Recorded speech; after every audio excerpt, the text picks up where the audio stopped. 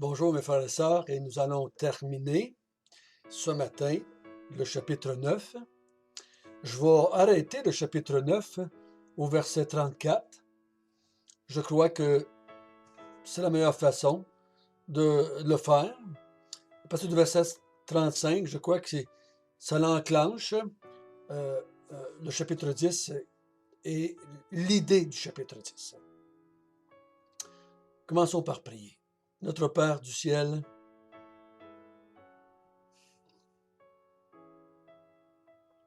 nous allons voir des hommes ce matin demander d'avoir pitié d'eux. Nous allons voir un démoniaque qui va être guéri. C'était un temps béni. C'était un temps béni. Ces 3 années de ministère de Jésus. Et ce temps béni de 3 ans a poussé des millions depuis 2000 ans à croire en Jésus. Depuis 2000 ans, des millions de gens mettent leur foi en Christ à cause de ce qu'ils ont entendu et lu de ce que Jésus a fait pendant qu'il était sur la terre. Donne-nous, Seigneur, de baser notre foi non pas sur nos expériences de maintenant, mais sur la vie que tu as accomplie ici-bas pendant ces 3 années-là. Conduis-nous par ton Esprit Saint. Amen.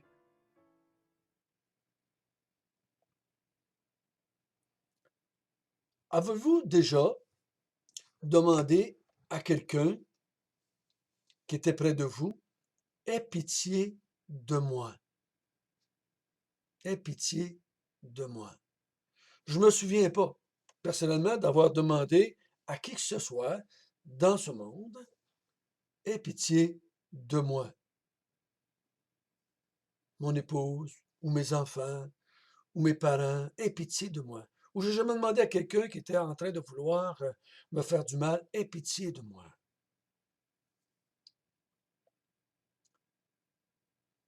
Nous allons lire ici ce matin 2 personnes qui vont demander « Aie pitié de moi. » Ou de nous. Lisons à partir du verset 27 jusqu'au verset 34.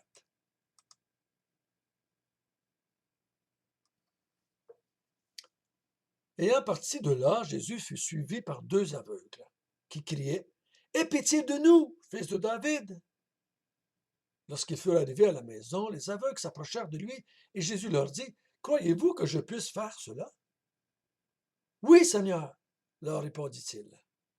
Alors, il toucha leurs yeux en disant « Qu'il vous soit fait selon votre foi. » Et leurs yeux s'ouvrirent. Jésus leur fit cette recommandation sévère. « Prenez garde que personne ne le sache. » Mais dès qu'ils furent sortis, ils répandirent sa renommée dans tout le pays. Comme ils s'en allaient, voici on amena à Jésus un démoniaque muet. Le démon ayant été chassé, le muet parla. Et la foule étonnée disait « Jamais pareille chose ne s'est vue en Israël. » Mais les pharisiens dirent « C'est par le prince des démons qu'il chasse les démons. »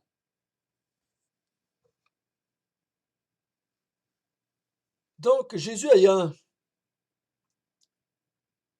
fait les miracles qu'on a vus au chapitre 8 et 9, il est suivi par ces grandes foules, et pendant qu'il passe, 2 hommes, 2 aveugles, crient. Il semble qu'ils ont crié longtemps, parce qu'ils le suivent. Ils le suivent, puis ils crient « Aie pitié de nous, fils de David! Aie pitié de nous, fils de David! » Et ils l'ont suivi jusqu'à la maison. Et là, finalement, ils s'approchent. Les 2 aveugles s'approchent de Jésus, puis ils disent « Encore une fois, aie pitié de nous. Croyez-vous que je puisse faire cela? »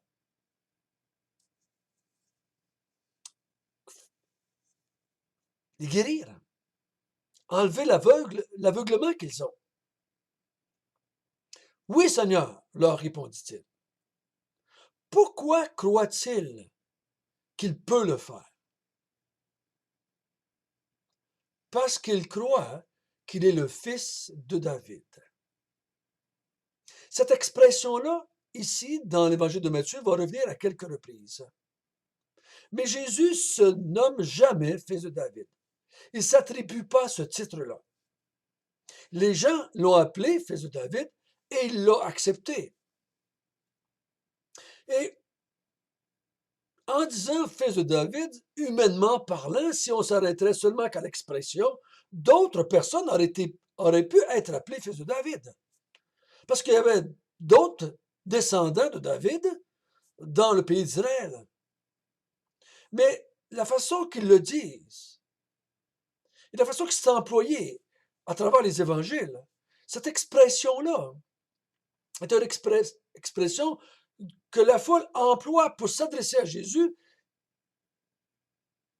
voulant dire qu'il était le Messie. C'est un titre messianique.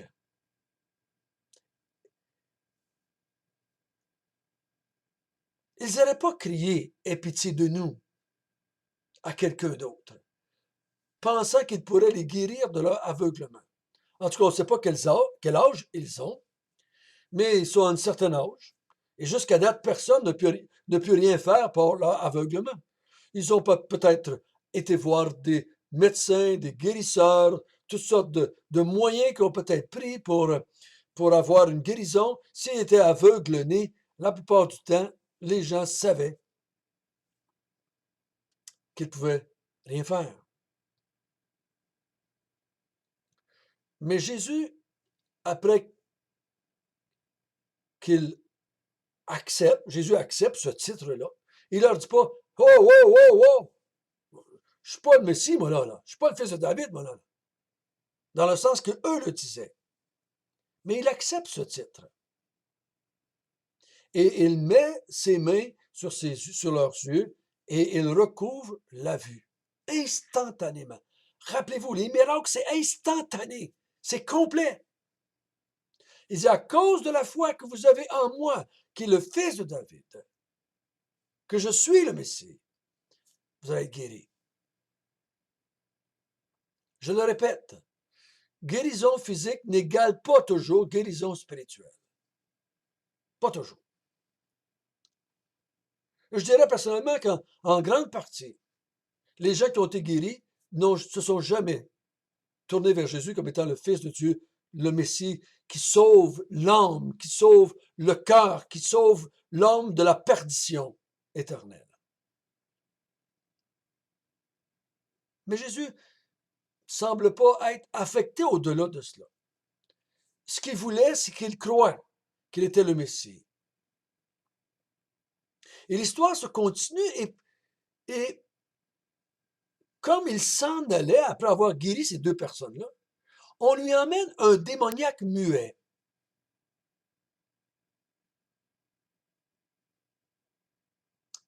Et Jésus, ici, on n'est pas dit que le démoniaque avait foi. Les gens qui ont amené le démoniaque semblent avoir foi. Voyez-vous, l'autre avant, il leur dit, qu'il vous soit fait selon votre foi. Mais le démoniaque n'a pas de foi. C'est les personnes qui emmènent qui ont la foi. Mais ce démoniaque-là est muet. Et Jésus le guérit, chasse le démon, et la personne se met à parler automatiquement. Il semble, quand on lit les évangiles, je ne sais pas si vous avez probablement déjà remarqué comme moi, quand on lit les évangiles, il y a beaucoup de liens entre les maladies physiques et la possession démoniaque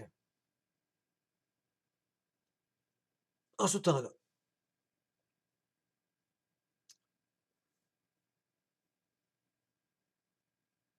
Je ne sais pas si je vous ai déjà dit, en tout cas dans l'évangile de Matthieu, je ne sais pas s'il est déjà dit. On va déjà remarquer que dans l'Ancien Testament, jusqu'à la venue de Jésus, on n'entend pas parler de possession démoniaque. Et quand Jésus arrive, pendant ses 3 ans de ministère, il semble qu'il y a des possessions, il y a des démoniaques partout. Il en chasse tout le temps. Chaque fois qu'il semble avoir une série de guérisons, il y a des démoniaques qui arrivent, puis il guérit les démoniaques. Il semble en avoir partout. Et même après qu'il est parti, les apôtres sont encore là en train de chasser les démons. Il y a eu une période, là, je dirais, où est-ce que les démons ont eu, c'est ma conviction, ils ont eu la permission divine de prendre possession des êtres humains.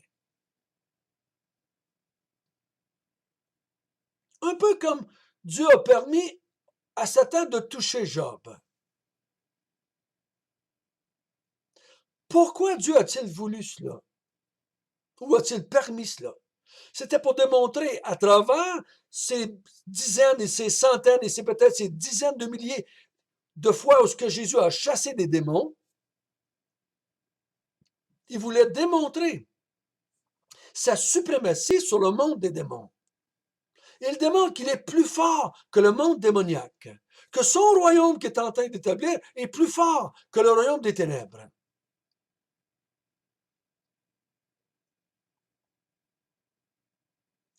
Et la foule dit, jamais on n'a vu de choses semblables en Israël. Jamais. Jamais on entend parler qu'il y a eu quelqu'un qui a fait autant de miracles et de guérisons et de merveilles et de prodiges. Jamais on a entendu cela. Jamais. Verset 33. Jamais pareille chose ne s'est vue en Israël. Jamais. Mais les pharisiens, au lieu de dire gloire à Dieu, disent gloire à Béelzébul, ou le prince des démons. C'est par le prince des démons, c'est pas par la puissance de Dieu qui fait ça. Rendez pas gloire à Dieu, rendez gloire à Béelzébul. C'est Béelzébul qui l'aide à faire ça, à chasser les démons. On ne va pas s'arrêter là-dessus longtemps ce matin. Parce qu'on va le revoir au chapitre 12, où ce que Jésus va en parler plus. Parce qu'au chapitre 12, ils vont ouvertement l'accuser d'être un ministre, un serviteur du diable. Il faut-tu être aveugle spirituellement pour déclarer Jésus, fils de Dieu, fils de David, fils de l'homme, envoyé de Dieu, voir en lui quelqu'un possédé du démon.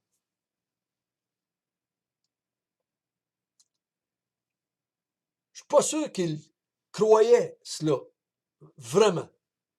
Je crois qu'il l'accuse de cela pour détourner les foules de lui. Il dit ça par jalousie. Ils sont bien obligés de croire qu'il y a eu une guérison démoniaque. Là. Parce que si le démon, si ça n'aurait pas paru qu'il y avait un démon, mais il n'aurait pas pu savoir que le démon était parti. Mais le démon qui le rendait muet, et coup qui était sorti, la personne a commencé à parler. Ils sont bien obligés d'admettre qu'il y a eu un miracle. Qu'il y a eu que Jésus avait chassé le démon. Si Jésus a fait, en tant que fils de Dieu, en tant que fils de l'homme, en tant que fils de David, il a fait plus que n'importe qui. Il a fait des choses plus merveilleuses que jamais personne avait jamais fait. Autant que le peuple se souvienne dans son histoire, jamais pareille chose ne s'est vue en Israël. Jamais. Donc, et jamais pareille chose ne s'est faite après. Je crois que oui, les apôtres ont fait beaucoup de miracles, mais je ne crois pas que ça avait l'envergure, ça avait l'intensité de ce que Jésus a fait. Et les apôtres, eux, disaient toujours quand ils faisaient des miracles, au nom de Jésus de Nazareth, au nom du Messie, au nom du Fils de David. Ils ne s'attribuaient jamais le pouvoir. Mais Jésus, lui, ici, pendant ces 3 années-là, lui, il s'attribue le pouvoir. Lui, il le fait en son nom. Lui, il le fait parce que tu crois que je suis le fils de David, parce que tu crois que je suis le fils de l'homme, parce que tu crois que je suis le fils de Dieu. Je te guéris. Il a prouvé au-delà de tout doute qu'il était le fils de David promis, le Messie. Aujourd'hui, les gens ne diront pas que Jésus a un démon. Mais si vous écoutez le monde autour de nous, pour expliquer la popularité de Jésus, ils sont bien obligés de voir que Jésus a influencé la vie de millions de personnes, que Jésus est l'homme qui on parle le plus dans le monde aujourd'hui. On parle de Jésus dans le monde, dans l'ensemble de la population mondiale, on parle plus de Jésus qu'on parle de n'importe qui d'autre dans le monde entier.